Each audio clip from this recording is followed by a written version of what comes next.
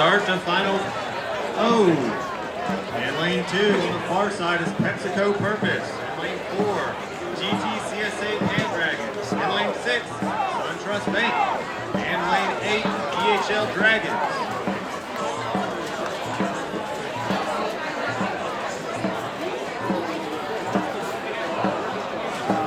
Lane 2 over there on the far side on a little bit lower stroke rate than Olympic Crest at 77 strokes a minute.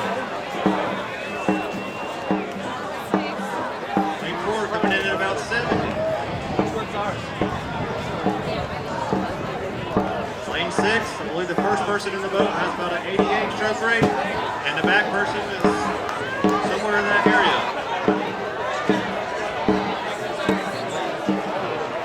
This is going to be a tight race, folks. Lane 2 and lane 8 battling it out for first place.